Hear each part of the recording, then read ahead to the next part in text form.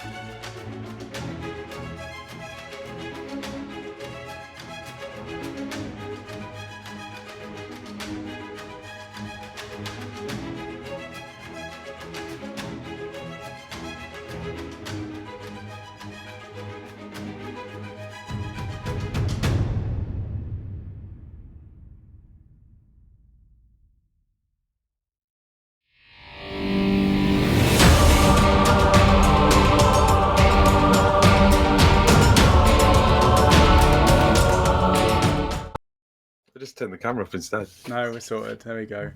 That was brilliant. Like last second, just before we're about to go live, Phil rearranges the backing, and the dog just loses it. It was brilliant.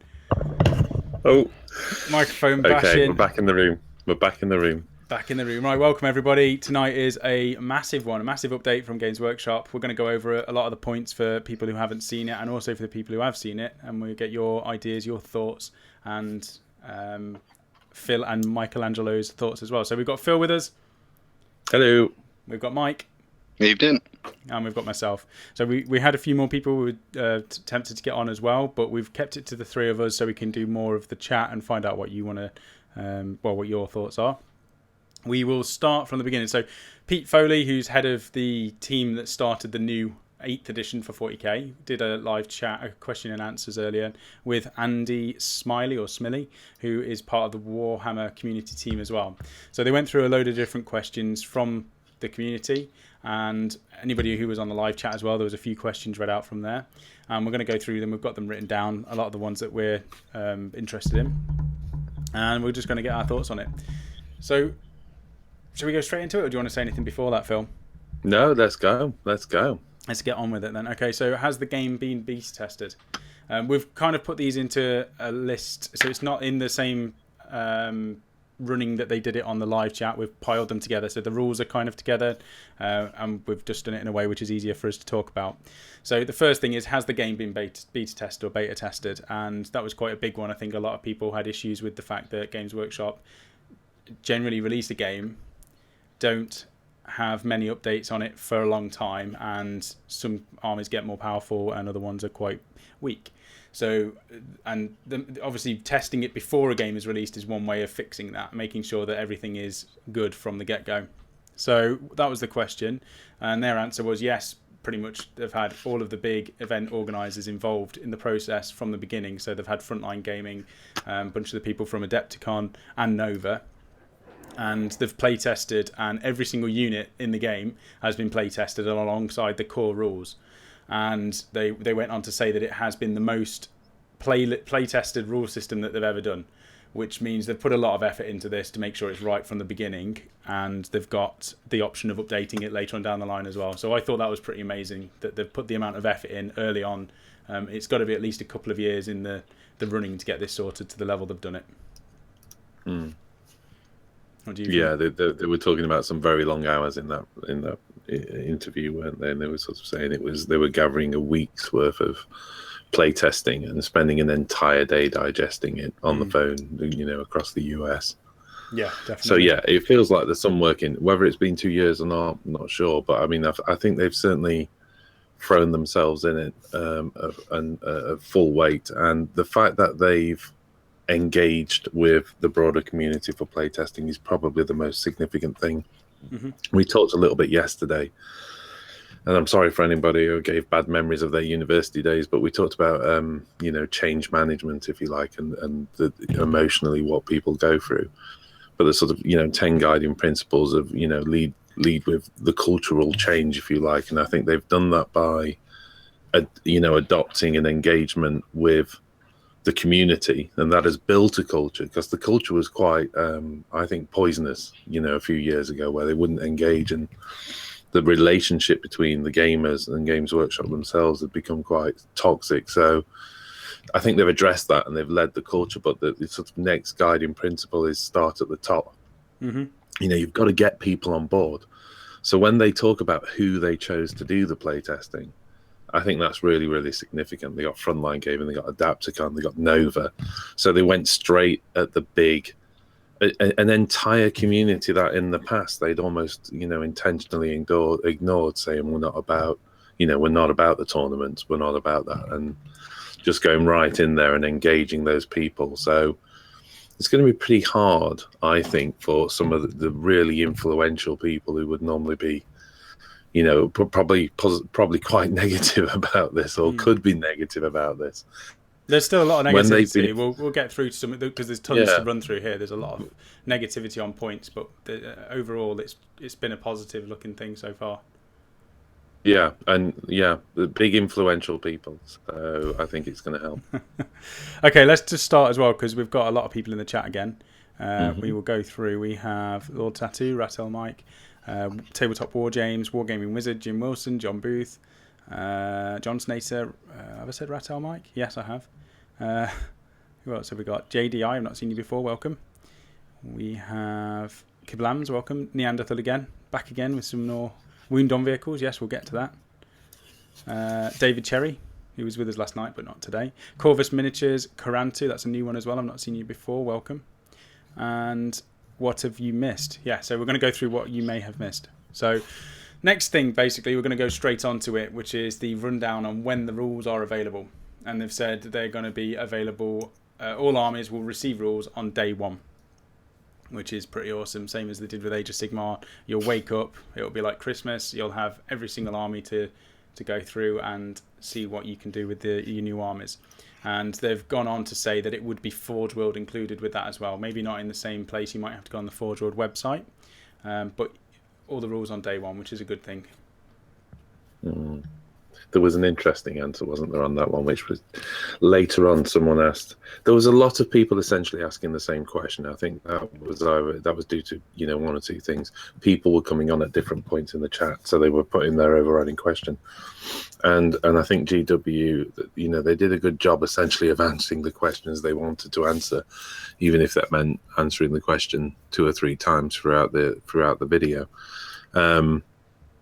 Certainly one of them was, will the Forge World models be featured alongside the Games Workshop models? And I think reading between the line on that for me, that was, can I buy a codex where I will see my army from Games Workshop, but at the back I will also see the Forge World models listed as playable? And they answered it in a kind of strange, vague way, which was in the sense that the information will be available. They said you can go to the same place for the information. So the answer is yes. And that was an interesting answer, because I think that what that meant probably for me is we're going to see unit cards. We're going to see the cards that we saw for the latest release in Age of Sigmar, for the Stormcast and for the Caradron Overlords. And I think what you're going to see is, a card for Forge World and a card for Games Workshop models, and you can bundle them all together, and there you are. Your rules are all in the same place. Mm-hmm. So how they address that with the digital launch right at the beginning, like you say, that's going to be the interesting one, isn't it? Well, so initially they said the core rules will be available as digital. You'll be able to pick them up from a Games Workshop or certain independent stores as a hard copy. They're going to be limited, which is, again, what they did with Age of Sigmar. You downloaded the main core rule set. It might be 4 pages, it might be 10. We don't know how small it will be, but they will be available. And then they went on to say that there's going to be 5 books on day one for you to purchase, which will cover the main... all of the factions, all of the armies. And initially on the website, it was Imperium, Xenos, and Chaos. They've said 5. So maybe they're going to have a book where it will be, you've got Necron's Tau maybe in one book, Orcs and Nids maybe in another, and all of the Eldar stuff in another one. And then you'll have your Chaos and your Imperium. We don't know how it's going to split. But sorry, Sam, I'm not 100% certain. I'll have to go back over the video, but they seem to infer at one point in the chat that Space Wolves were getting one of the books, which I can tell by your silence you didn't pick that up from. What do you mean they were going to get one of the books? Well, as in one of the 5 would actually be a Space Wolf codex. Well, it would just be Space Wolves in that one book, and that would be it. Yeah, I must have misheard it. If anybody else on the chat picked the same thing up, but maybe it was just I misheard it on my part. The only other thing is that stuck out to me as being, that's quite strange. That's one faction getting one book, and it doesn't feel like that's what they were meaning at all. It seems a bit weird, unless they've done it, because they said that obviously codexes are going to be released in the future. So unless they're saying 3, there's going to be 5 books on day one. 3 of them, it'll be Imperium, Chaos, and Xenos, and then there'll be 2 other codexes, similar to we got the Stormcast ones in Age of Sigmar very early on. It might be, here's a Space Wolf codex, and here's, say, Nurgle. Chaos, no. It will be a Chaos. Yeah. They've been very clear on that. So maybe 3 main factional books and then 2 additional codexes, which will show you how it's going to go forward. Sam, is that an indicator of who might be in the startup box? Yeah. I was just thinking the same thing though. That could be because we've already seen pictures of the Nurgle. They've done a trailer for the Nurgle models, haven't they? Of course, yeah. Yeah. So they wouldn't surprise me if they would be in that starter box. And then if from what you're saying, Phil, is that they said about the Space Force would have their own book on launch, then it could be going down that route. Yeah. Yeah, so maybe starter set armies then. Let's go through some of the comments and see what people have said in there as well. So we have... what's up? Sorry, I've just seen one comment from Neanderthal, which is saying, I understood it as a Space Marine book and an Imperium book for everything else. Good point. It may have been Space Marine and I misheard that as Space Wolf. But I'm going to have to go back through that video because I certainly seem to think Space Wolves, but never mind. Okay, either way. There's 5 books on launch. Johnson, so Kib Lambs has put 5 codex bit confused me since they said put 3 factions on the website. Johnson 8 has put like the fact they said there would also be a limited print version as well as a PDF download. Yep. Neanderthals put normally I'm very negative of GW. Can't read. I admit that, but very grumpy player. But I'm 110% on board and positive on this 8th edition. What I have read so far, which is again what a lot of people have said. Right, so Wargaming Wizard, Chaos is going to get a lot of love in 8th edition, which is awesome, because what am I planning on doing in 8th edition? Chaos. We'll see. Okay, so 5 books on launch. And the other thing is they've said cheaper. So when Age of Sigmar was released, the PDFs were free. They were free download, and then they replaced them with codexes. With this, they've said that they're going to be cheaper than a current codex, a lot cheaper, they said. And that is similar to the faction books. Again, with Age of Sigmar, they were £10 for a Destruction or the Death book, and £20 for a Chaos or the Order book, which are a bit thicker. So maybe it's going to be like a £20 price point for the bigger book. But again, it's a lot cheaper than a codex. And if you've got, I think Pink was saying earlier, why if they did bundle Orcs and Nids together, why would he buy that book if he only wants to play Orcs? And I think I was saying that, you know, are you really going? Would you complain if you paid £20 to get the Orc rules and they gave you the Nid book rules on top of that, or would it just be an extra added bonus and maybe down the line you might play Nids because you've got the rules as well? 12 Neef has just joined. Can't stay long, just checking in. Still at work. Oh no. David Cherry, I'm hoping that print run won't be too limited and will be available for longer. Okay, so that's good. So cheap codexes on launch, it's always a good thing. And when the individual codexes are going to be released, they've said they're going to include the extra background, the more thematic rules, and the special rules, which they're going to expand upon. And that's what we're seeing already with the update in Age of Sigmar. At first, there wasn't much. Now the books are really detailed. Did they say exactly how long it would be before they started doing the individual codexes? Phil, you were listening more than me. No, they didn't give any indication to that from what I remember. There was a hint, wasn't there, in terms of the Warhammer Fest that's coming up, that, you know, that there's going to be plenty there. So whether we're going to see a couple of codexes there, I mean, the timeline was interesting, wasn't it? Everybody was saying, when is this going to happen? When is this going to happen? And they cunningly answered this year. So that's the only real information. I think after that is conjecture, but let's face it, I think they'll hit hard and fast. Yes, because they'll want to show people what they're going to get. So we are going to see. I think it's fair to assume 2 of those 5 books is going to be 2 codexes. It's probably also reasonable to assume that those 2 codexes will accompany a push on, you know, whatever's in the starter set, so you can expand from the starter set up.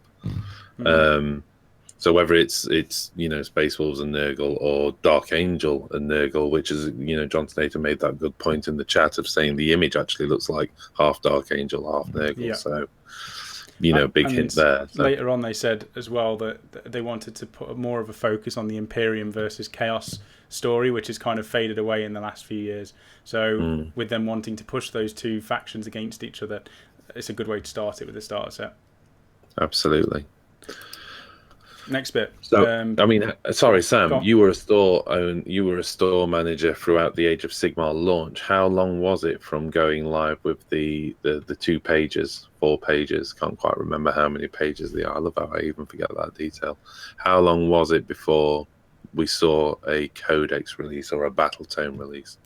Fairly instant. They did the Stormcast one, which they've updated this year, so it's taken a while to update it properly, but it might have even been a month or something just after the release of Age of Sigmar, where they released the Sigmar. Maybe they've realised with this edition that launching a new game with codexes for the main starter set is a good way to go, so we'll see what happens. Elster Nation's joined us, welcome. Okay, next bit. Rules will be updated, similar to General's Handbook, and it makes them able to update them annually with changes. So there was a bit back and forth about this. Some people didn't like the fact that they would have to buy a book every year.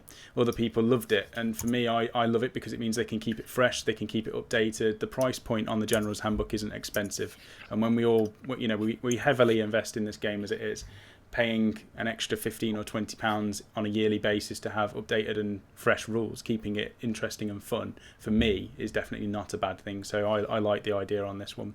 I think we're moving away from that. Sorry, Sam. We're moving away from those waterfall release where it was a big release and everybody had to refresh everything. They're moving to this sort of sprint, aren't they now, which is smaller releases, lower price point, but more often. I think overall, you probably won't spend any more maybe on the actual literature and rules. Overall, it will just be more regular, lower price point. Well, they've reduced the cost of getting into the game, reduced the cost of buying your codexes. Maybe you've got that yearly commitment to update your rules, but that's not a bad thing. One thing actually I was going to say is, they said they don't know when the rules are going to be released. They don't know when this edition is going to be launched. What they did say is from today onwards, or the last few days onwards, they're going to be doing something every single day until the launch of the new edition. And I've said all along it's going to be May. I reckon May the 1st, May the 2nd. I'm hoping May the 1st because it's my birthday, so that'll be an awesome release date. If they're planning on releasing new stuff each day, then it would have to be very close to coming out. Imminent release. It's got. We're talking about the next couple of weeks, maybe. Yes. I guess. Yeah, I think it's May, early May. I'm saying 1st, just because I want it to be the 1st. Neil Molden's put, as long as we don't have to wade through all the FAQs, I'll be happy. And I think that's the point with the updates. You'll get an updated book once a year with all the FAQs put into the rules, and that's the idea behind that, which is brilliant. I think you're right though, Sam. There's a buzz around this right now, and that has a shelf life.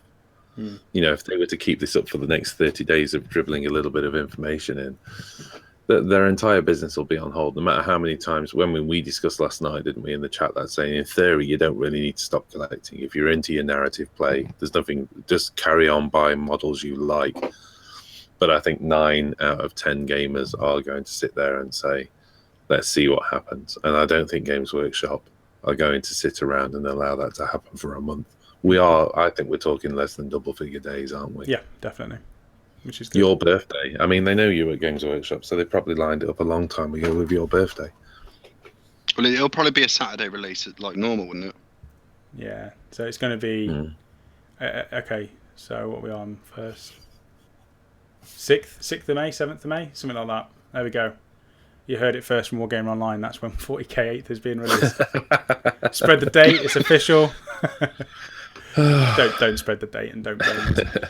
Okay, carrying on. So another thing they were talking about, updating rules and getting feedback. Obviously, they spoke to a lot of tournament organisers. They've had a lot of people inputting in the rules. And one thing they're massive on at the minute, which is a breath of fresh air, is the community side of things. And they are having a forum on the way, which is... the whole point of it is to get your input on the game and help the game evolve in the future, which is, again, another brilliant step by Games Workshop. They used to have the Games Workshop website in the past where they had the forum and they had a lot of interactivity with the community. That got removed and it went quiet for so many years. If it's going to be on that same sort of level and better, we can only expect good things from it. Interesting insight on the release date. It's definitely an insight. It's a good guess.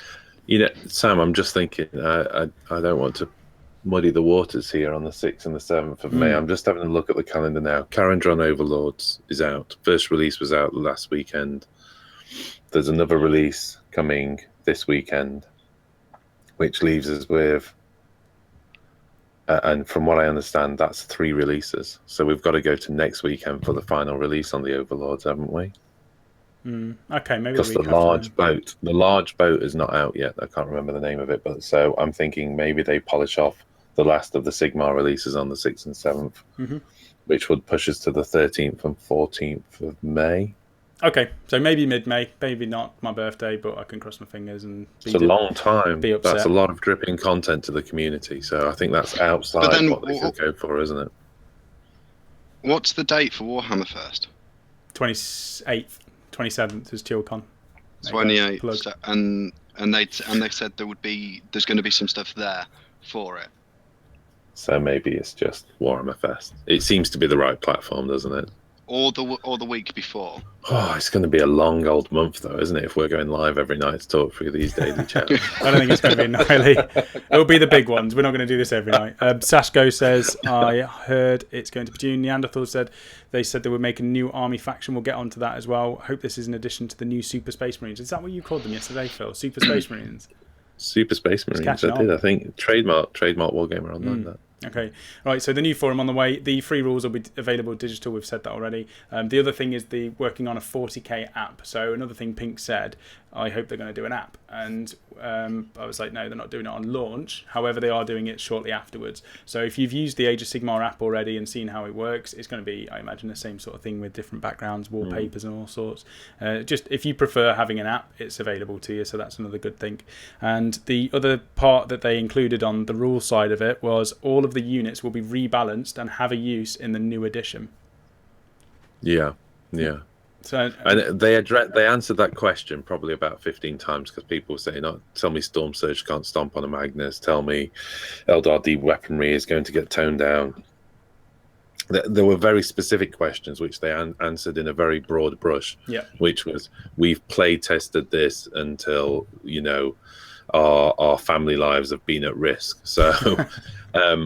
In that playtesting was the very act of balancing every single unit that's available. Every single unit. And making them thematic for their points, because Neil Molden's just put even grots. And even grots. Every single unit will have a use in the new rules, which is the best part of it. You're going to have models. I mean, they must be sitting on a lot of models in their warehouse which just don't sell.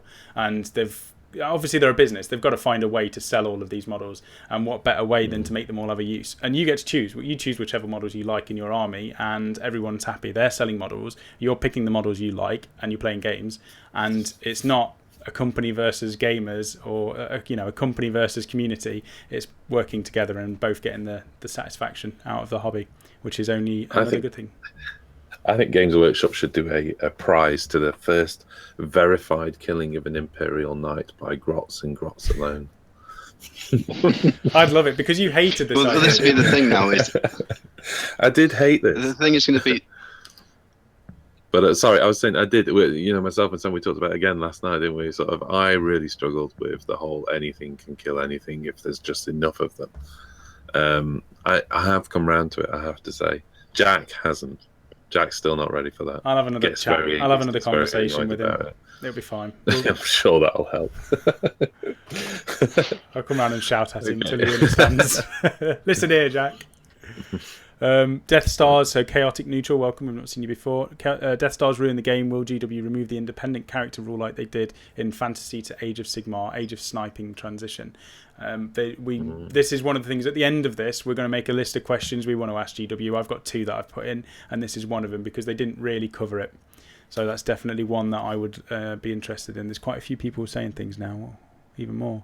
My grots, Big McDanskull, my grots will run wild over any night. Yes, they will. I'd like to see the core game setup change. I think it will be changing. 40k would be an amazing game if you activated units in a I-Go fashion. Same as Age of Sigmar. I don't think it's being done that way. We're going to go to the actual rule changes in a moment.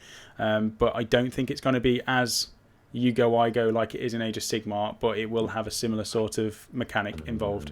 Yeah, let's cover that shortly, because I think that's a really important point of difference that they may keep. Different, yeah. It's got to be similar, it's got to be simple, but it also has to have something to make it so it isn't just Age of Sigmar with lasers. With different models. I mean, the thing is, if you're rolling 3 to hit, force to wound against a tank, rather than 3 to hit, force to wound with bows against a dragon. Yeah, there's no difference in the game. They've got to find points of difference. Okay. So I think, well, yeah, okay, let's come back to that. We've got one, keywords. I Everyone's do think shouting it's a valid keywords, point. and we've got that down to talk about as well. Because keywords is a major fix to sorting out Death Stars, and they did cover it. So we'll talk about that. So let's keep going. So we've gone through rules. We're going to go through onto the tank and the armor values and that sort of change. This also includes monsters. So if anybody has played Age of Sigmar, it's a very similar way to what they do. It's fine, don't worry. So basically, no armor value, and everything uses the same stat line. The larger tanks, they will reduce in power when they take wounds, and that's the same in Age of Sigmar. So if you have a giant dragon and you shoot its wings off, it's not going to be able to fly very well, and it's reflected in the move values. If you shoot an ogre, the ogre becomes less powerful. It can't use his arms, so its strength reduces or its attacks become less. And that's what they've tried to do in the Warhammer 40k. So if you're shooting at a land raider, it will maybe slow down, or it might be less effective. Specifically, they said tanks would find it harder to hit back. So I think that's like a reduction in the to hit roll, and we've seen that in some of the monsters in Age of Sigmar. So maybe that's the mechanic we'll see, or maybe they will change that per faction. That's going to be interesting. They've said model-wise, every model will be different. So basically, if you've got something that is really fast, when it loses wounds, it might reduce its speed. If you've got something... Let's take a fire prism, which, because it's got so much great technology that makes it hit so well, maybe it continues to hit really well, but gets slower and slower and slower. It doesn't really have an impact on it, does it, though? That's why they'll do it individually. If you have a Riptide, say, and you treat it like a vehicle or a monster, monster vehicle, the same thing. If you say, right, you can't move very well and you're going to be worse in combat, a Riptide is not going to care because you're just going to shoot everything. If you change that rule to saying that Riptide now can't shoot as well and his weapons are less powerful, it makes a difference to that model, that individual model. And you don't need it in a core rule set. You just chuck it on the Riptide's data sheet and you see what's different to it. And it worked really well. When I played Pink with his Scarbrand in his Khorne army, normally if your monster takes wounds, they get less powerful. With Scarbrand, the more damage he takes, the more powerful he gets, because he gets angrier and angrier. So when he's at his weakest in terms of wounds, he's at his most powerful in destructiveness. So it's great that you can have a unique themed rule on a unit now. Yeah, and if anybody's got the last triumvirate with the story around Scarbrand, the Eldar one, it's absolutely brilliant. How essentially he gets tricked into taking that damage and becomes more and more powerful. I loved it. So they certainly carried it through, didn't they, to 40k, even in the background. So it'd be great to see it on the board. Yeah, I've only just noticed Mythos has joined us from Frost and Fists. Welcome, Mythos.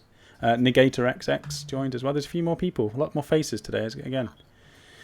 Welcome everyone. Welcome everybody. Let's go on. So we have ballistic skill strength, weapon strength can all be reduced, so that makes the unique rules. All weapons able to damage anything, including bolters versus land raiders, and so on and so forth. Which, you think about it, a lasgun shooting a land raider, it's not going to do much. Maybe 100 lasguns shooting a land raider will shoot away the floor and the land raider will fall into the floor. We don't know. That piece of information in isolation is scary as hell until they followed it with "there's no cap at 10 anymore." Yes. And as soon as you say that, you go, okay, and that's fine. And that's not a major surprise, because we see numbers north of 10 in Age of Sigmar when it comes to wounds.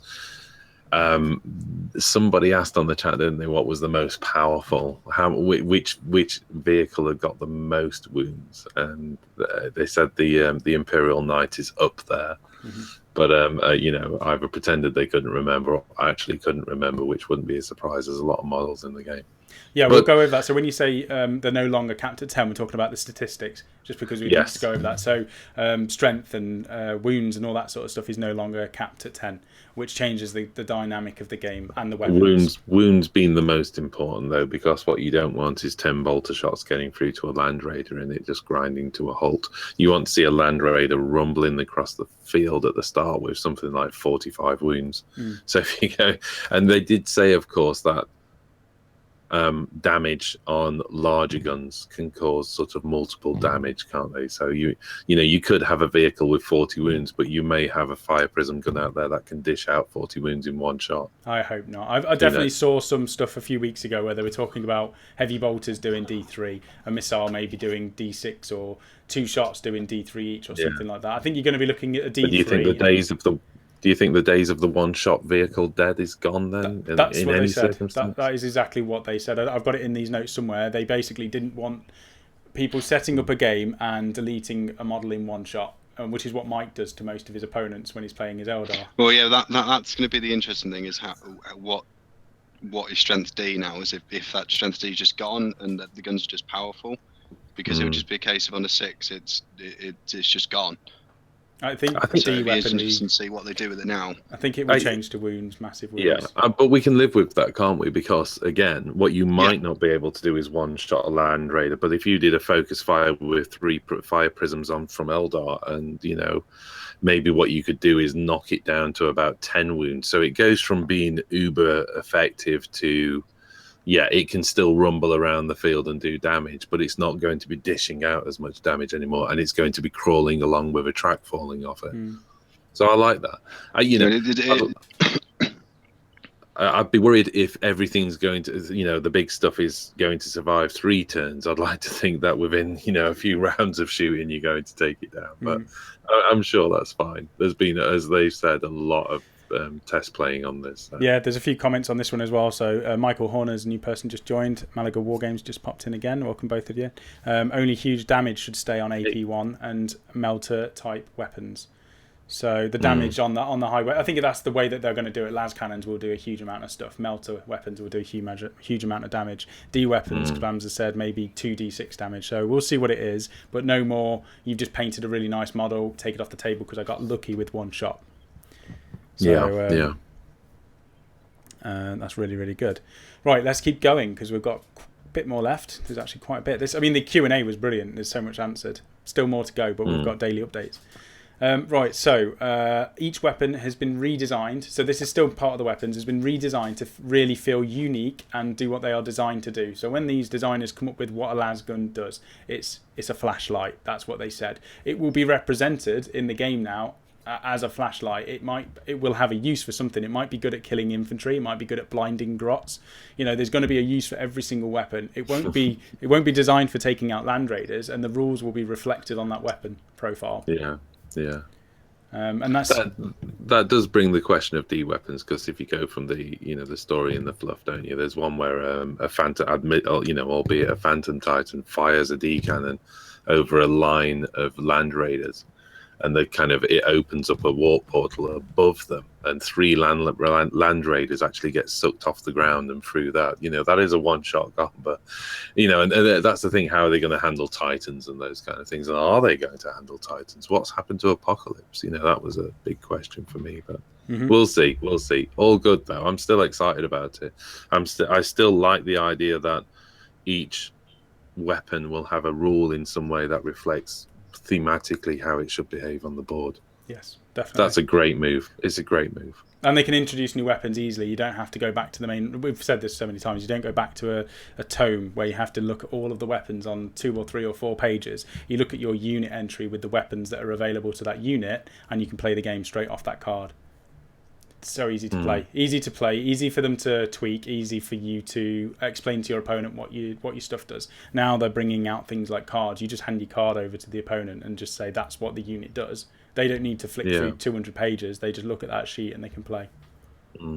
So that's brilliant. Right, next bit. Templates. Are they going away? What was the answer, Phil? Wait. What was the answer, Mike? Yes, they're going. Which I was a bit shocked about when I heard that, because how is it all going to work for them type of weapons now? And you sort of calm me down on that one as well. They will just it'd be likely it would be multiple wounds, to say D6 and things like that is how they would do it now for those weapons. Which, you think it's? Sorry, go on, mate. Sorry. And then you said about, because I said, well, what's wrong with keeping the templates in? And like you said, it's you're messing around, counting how many's under the template, and your opponent might go, well, no, there's actually this many. I think it's speed as well. It's going to make it run a lot smoother.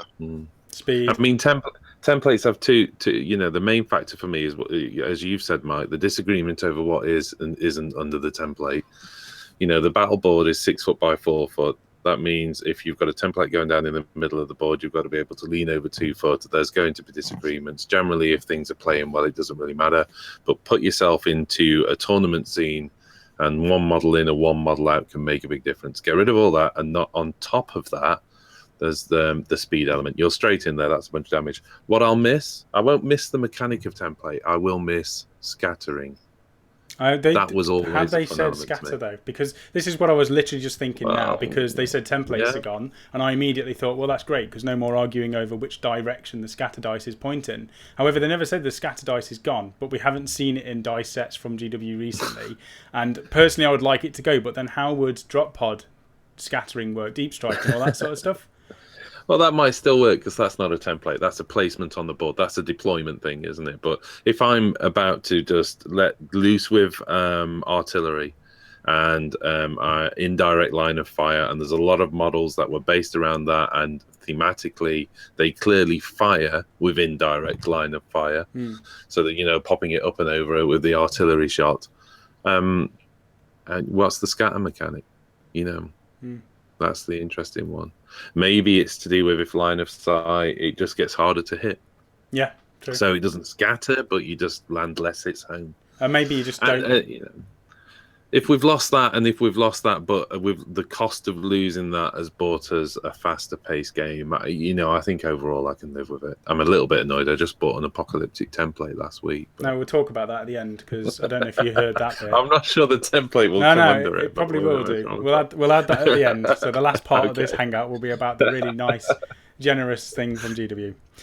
Okay, so that's templates. Then we'll go on to the points. So in particular, they've said there's going to be 2 different sets of points values which you can use to play your games. One of them they called it the power level way, which is focusing on narrative play, and that's to balance your armies quite broadly. So maybe, I don't know if it's rounded up like 100 points for 10 men or 200 points for 10 Space Marines, just rounding it up. And in that way of picking your list, there's no upgrades for weapons. You don't pay for any weapon upgrades. You just pick 10 models, you see what weapons they've got on it, and you start playing.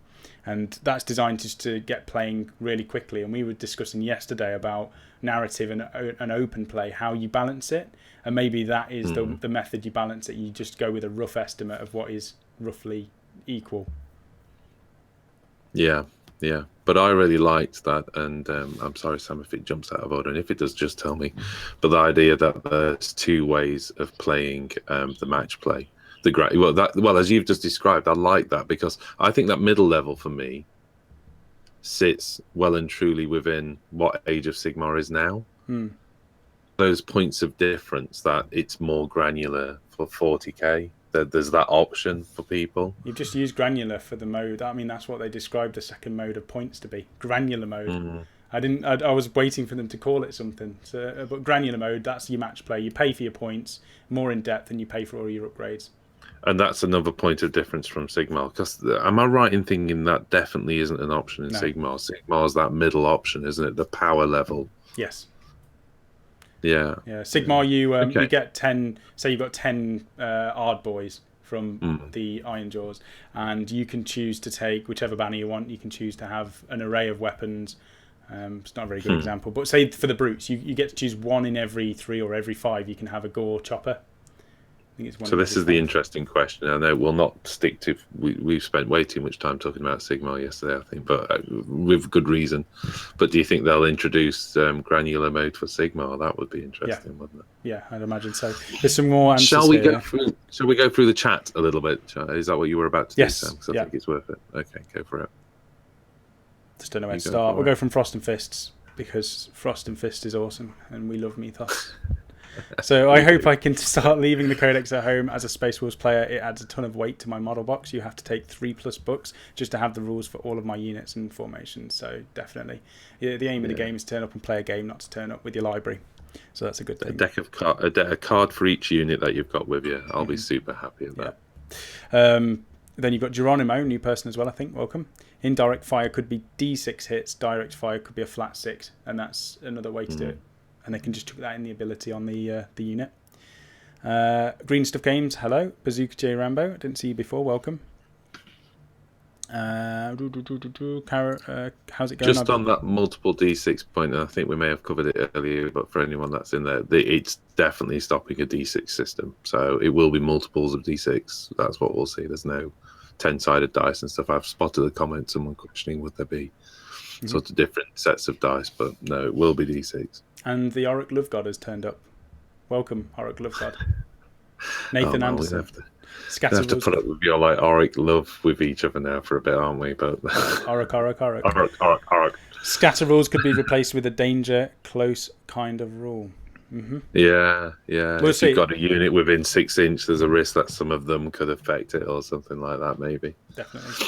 Again, the only reason I sort of question all of that is because, again, that starts to feel like, well, I've got to measure 6 inches and that's going to slow that shot down. And this has all been about increase the pace. I think we'll see our armies wiped out a lot faster.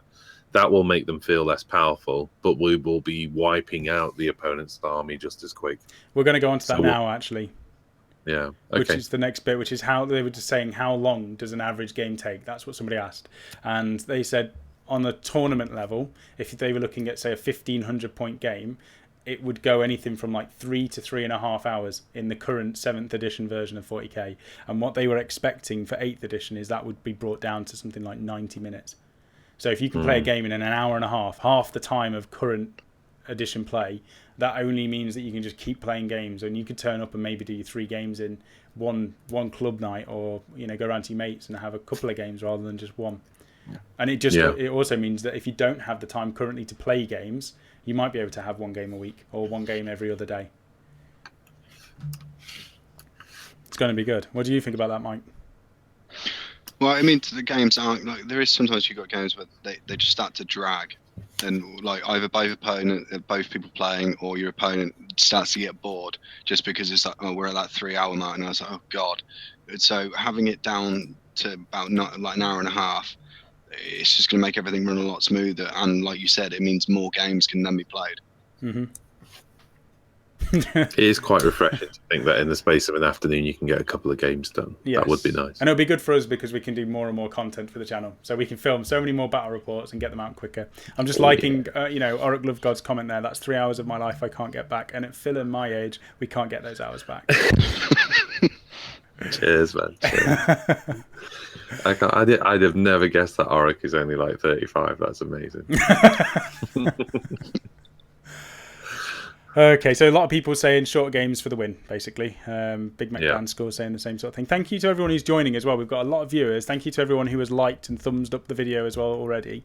It does mean a lot. We're doing these to chat to everybody, so it's great to have everybody on board. Anyway, let's carry on. 29, he says. He's 29. So, yeah, you do look really young there, Phil. Well done. Cheers. I just want to come back to the point that 12 Nefa said, actually, there's going to be rages no matter what. The system hasn't been broken yet. We don't want to actually use tactics to win. You can't bring back unkillable models for a win. You're right. There's going to be rages. And again, we talked a little bit about that last night, didn't we? The fact that there are going to be a segment of the gaming community that's not going to be happy with this pretty much no matter what Games Workshop does with it. I think there'll be a bunch of people that will sit on the fence and eventually come over like they've done with Age of Sigmar, and those sort of slower adopters. And I do think that Games Workshop handling the change better this time means I think there's going to be significantly less, probably, anger towards change. They learned from Age of Sigmar and they're getting it right with their big game, aren't they? Yeah. I know I keep going back to Age of Sigmar, but they did it as a test, so why not? Yeah. JDI's. Well, I'm going to jump in on. I'm going to jump in on that quickly, Sam. It's like with the Age of Sigmar thing, is where they learned from it was there was so much. Although there was a lot of people that weren't on board at the start with, and then more did.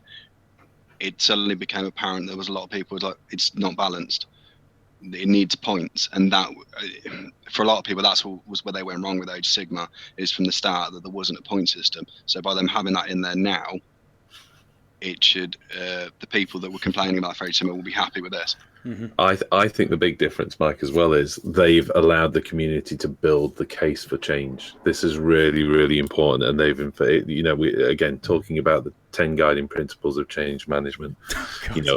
Sorry, I'm going to come back into it. I think it is kind of important because it's like they have read the manual on this of making a rational and an emotional case presented together for change, and you can literally break that down. The rational argument they're making is the community is telling us it's bloated, it's too big, and they're telling us what you want. So we are behaving rationally. We're responding to your needs, and we're giving you what you want. The emotional argument they're making is this lovely, cuddly feeling that you now get from Games Workshop, where it's going to be so much fun and we're loving it and those kind of things. And it was such a clever move to put these guys onto the Q&A, because they were so heavily involved in it, and they've been playing with it, playing the game and living and breathing it. And the same overriding principle we talked about, Sam, when we started this channel is, we want to make this a big success, but at the same time, we want to remain hobbyists. We don't want to lose the very thing that got us into building Wargamer Online. We want to remain hobbyists. I've still got a desk full of models and paint, and it does mean we produce a little bit less videos than we possibly could, but we've got a desk full of models and paint, and we love the game. And it's nice to see that those people are now representing Games Workshop in that emotional argument, rather than this CEO Darth Vader image that they had when Sigmar came out, where people weren't involved. They weren't involved at all. It's changed. Good luck. There's a few more people. So where is it? I've just lost it. Zach Daniels. The lack of a point system is the reason I rage quit Age of Sigmar after a handful of games. Wish I'd given it more of a chance. Yay, hindsight. Welcome to the channel, Zach. I don't think I've seen you before, but that's what a lot of people did. I don't think you're on your own with that. I myself, as much as I liked Age of Sigmar, I couldn't handle no points. They've addressed it for this, so going forwards, it's great. Skivarpo, another person I've not seen. Welcome to the channel. Evening, gents. I don't know if you addressed this already, but I hope that monstrous creatures have the same debuffs as vehicles will have from now on. Yes, so they have. They're addressing vehicles. Monstrous creatures will be banded together. They'll have unique rules and abilities, which will be easy to play. And that those rules will be attached directly to the model, won't they? In a reflection of the nature of the model. That's the point. There isn't a thing called a monstrous creature anymore. There will be a Wraith Lord. There will be,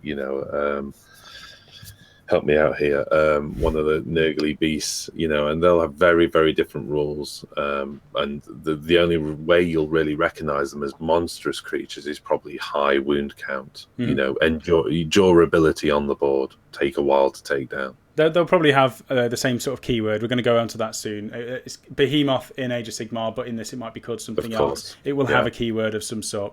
So let's keep going. We're going to do, going off from the points, what size games are expected to be played. They said match play, 1,000 to whatever you want. Narrative, 1,000 to whatever you want, basically. I don't think that means you can't do 500 or 600 or whatever you want to do. I just think they've based the games around being 1,000 points and onwards. So if you want to do 1850, because Phil loves the number 1850, then go for it.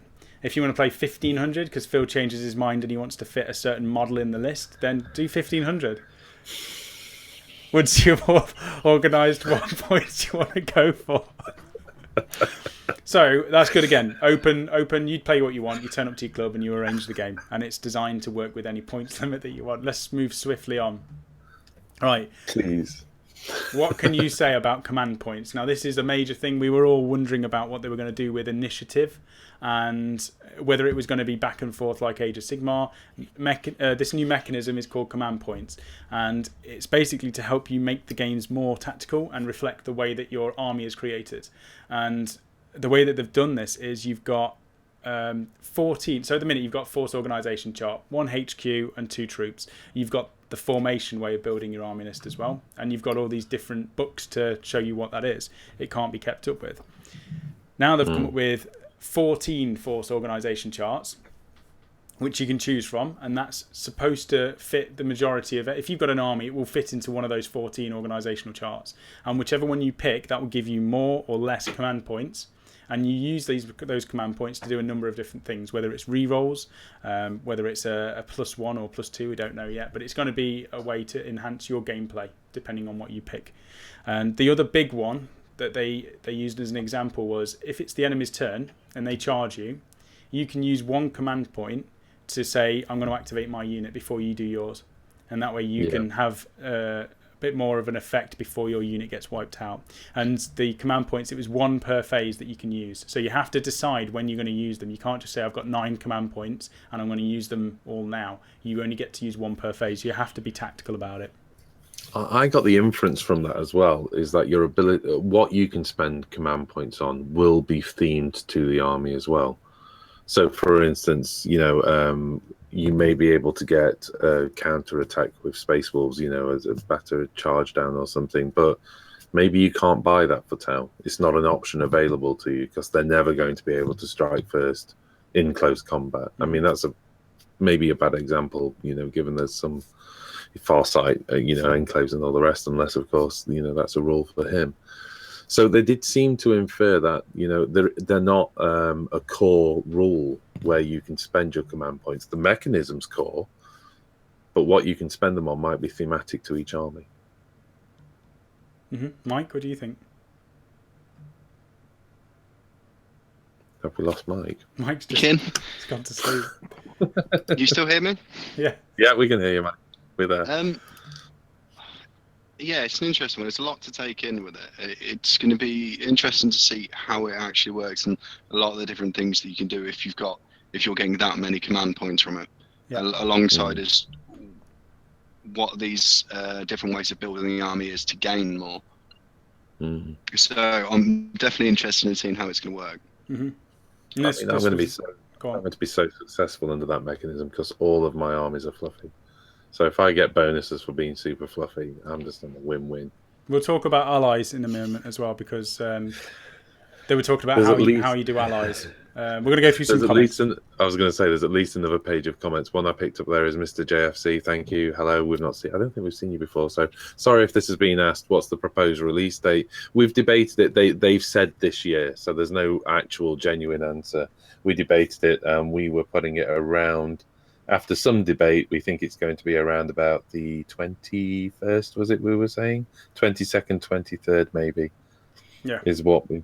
Oh, no, I think it's... Sorry, I'm on the wrong month, aren't I? The 21st, because that's when Warhammer Fest, which takes place about 12 miles away from where we live. So we're pretty excited about being there this year. So it seems to make sense they'll launch at Warhammer Fest. Okay. How could they not? We've got Red Reaver, another one to the channel. Welcome. AOS was a good beta test, and it'll probably, it'll be the power players which will complain the most, which is, some people won't like it, people will love it. GW are doing it for the community. They're not trying to be evil overlords. We've got Geronimo, no release date yet, so going over the same thing.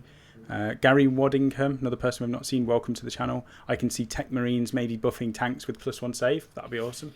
I think we're going to see so many unique rules, and everyone's going to look at their army and just be like, oh, that's cool. Oh, that's cool. Oh, that's cool.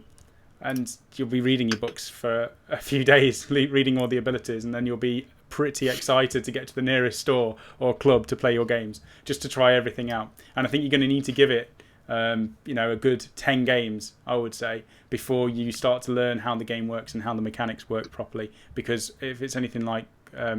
it was before with the previous system that I'm not allowed to talk about anymore, even though Phil goes on about management more than gaming.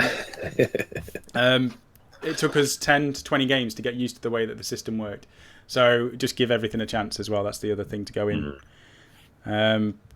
What else have we got? Love God, what's to say if you spend your command points, why can't I spend my command points in the same turn? There probably isn't anything to say that, but maybe you've charged in and you're only allowed to use 1 per phase, same as the enemy. So if the enemy wastes their point activating their unit first, you might have a more influential unit on the other side of the board, which you need to spend your command point on. And I think that's where the flexible reaction tactics come into the game. When do you spend your command points? Yes, you could say I'm spending my command point, and the other person says, all right, I'll spend mine. Maybe you do a roll-off, and then you might have wasted command points on that, because it's a 50-50 chance after that. Well, chance, not 50-50. What else have we got? Caesar, you don't get any command points with the basic formation. No, and that was the other thing. There was 3 formations that they showed. One of them was very small. There's going to be 14, so we'll wait and see what those formations are. They'll be in the next week or 2, I imagine. And we can go from there in terms of building lists. Zach Daniels, where is Warhammer Fest? And it is in Coventry, the Rico Arena. Rattel Mike. So one of the GWs has said June. We'll see. Yeah, well, I mean, it might well be, because what it might be is a full-on announcement at Warhammer Fest where we get to see everything for the first time, and then what you've got is a couple of weeks or 1 week of pre-release, or let the information get out. The only reason we were debating sort of maybe they surprise everybody and pull it forward a bit is commercially there'll be a lot of people sat waiting to see what happens and not spending money. And one way or another, GW is still a business. They still have shareholders, and they can't see a profit plummet just take place over a 2-3 month period unless they're absolutely super happy that they're going to recover that as soon as it launches. So, it's one of those things. We'll see. So the other thing they were talking about with these formations is when you get your codexes, you may have a lot more thematic organization charts. So although there's 14 core ones that everybody can choose from, you may have one in your rulebook that comes out which gives you different uses for your command points, which Phil's already said, and will have different similar to the formations, I imagine, to what we see now, but it will just work a lot clearer, and it will be a lot simpler to play and track for the enemy, for your opponent, not for the enemy. We won't say that. Right, we'll go on to the allies side of this, because they included it in a similar sort of thing in terms of building your army list. They're using the keyword system, which was taken from Age of Sigmar. They trialled it, and it worked really effectively. And it meant that you can just have, rather than bundling Space Marines with Tau, with Chaos, or whatever you could do for Death Stars, you have to, your abilities may only affect stuff with the same keyword. So if you have a Space Marine captain, and he has an ability that buffs something, he will only buff another Astartes, for example. So the keyword may be Astartes, which means you won't get Tau characters chucked in or nearby to other stuff. I think it might be narrower than that, because one of the examples they gave, wasn't it, when you couldn't get a Dark Angel captain buffing a Space Wolf unit. Well, keyword-wise, they may change Dark Angels to a different keyword. Yeah, and Space Wolves may be a different one as well. They may go into more... You may have a Starters, which is a broader one, for transports or something like that, and then, a sub-keyword for boons. Yeah. So, for example, the way that I'm going back to it again, but in Age of Sigmar, the way that it works with the Khorne Blood Reavers, they get an extra attack if they're stood near something with the keyword of Totem. And the banner carrier there has the keyword Totem, and it's just it's a much simpler system. You look through your list, you see which has the keyword that it's referring to, and you can just play the game, and it stops Death Stars. It's worth saying that we've got a question here from the Johnsonator saying what's keyword. So keywords, essentially, when you've got a unit in Age of Sigmar, there is a list of keywords at the bottom of each unit sheet. So if you've got Sylvaneth, obviously Sylvaneth's a keyword, but then you may have Behemoth, which is describing the nature of it, and as if we were to take it over to 40k, what you might see is Imperium. Then you might have Astartes, and you might have Space Wolves. All of those will act as a keyword, and you might have, for instance, a Space Wolf captain that can boon any unit with the keyword Space Wolves. But that stops you using a benefit on, say, somebody else with Astartes, such as a Dark Angels unit. But you may also have something that's a commander that will, Guilliman, for instance, which would boon anybody with the keyword Imperium. Yep. So that's how the keywords work. They're really nice because they're very granular, they're very quick to understand, and they're really easy to get your head around. And on top of that, with keywords, there are specific bonuses to armies that every single unit in the army features a certain keyword. So, for instance, Sylvaneth inside Age of Sigmar, if every one of my units has the Sylvaneth keyword, then I get some extra bonuses from that. So that stops you mixing and matching, basically it stops power playing. That's the intention of it, isn't it? And rewards people sticking to thematic armies. Yeah. Definitely the way forward. Auric Lovegod has said, I'm happy it's going to be close enough to AOS. Which army should I start? Got so much choice, but why are you asking? You should be playing Orcs. You can't play Oryx. You can't play Oryx in Age of Sigmar and then not play Orcs in 40k. I'd actually say with Orcs, I was going to say wait, because I'd love to see Oryx in 40k. I'd love to see that refresh. But they were also quite clear, weren't they, that it's going to be Imperium and Chaos that gets a bunch of love to start with. Yeah.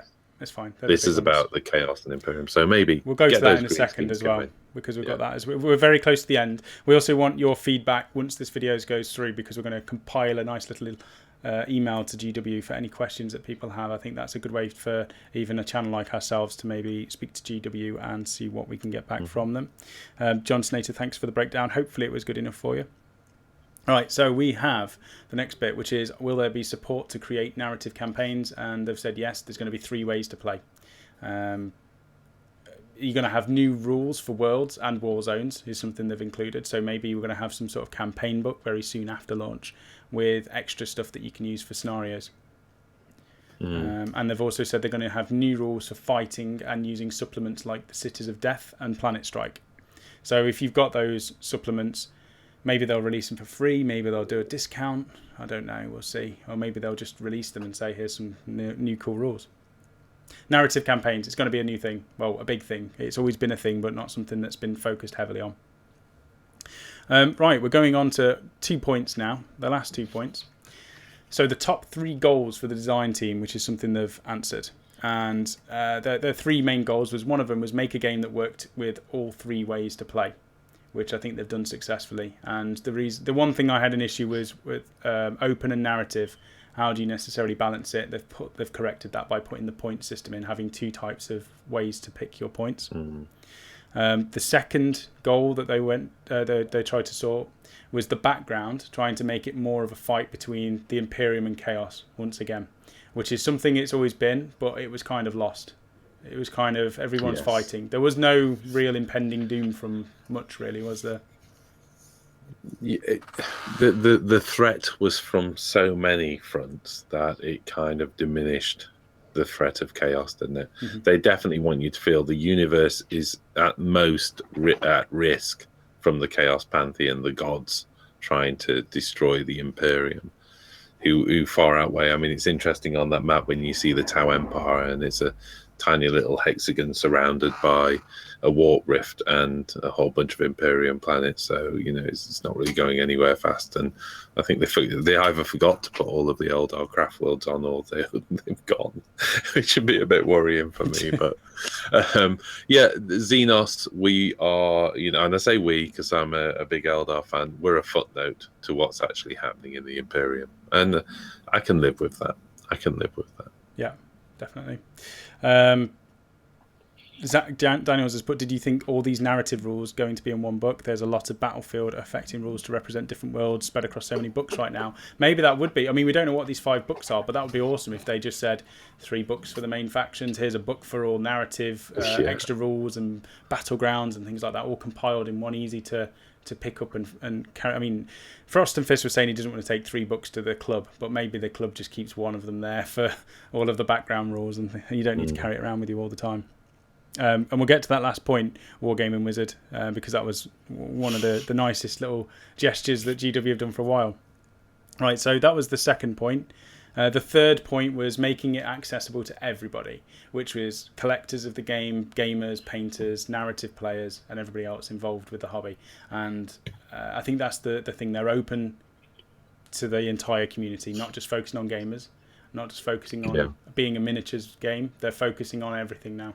Because in the past they've taken the stance of we're a miniatures game, we're a miniatures company, we make the greatest models, which is fair enough. They make really nice models. However, there's a lot of people who don't just buy their stuff to paint; they buy them for games. And there's a lot of people who invest heavily into the background and the stories.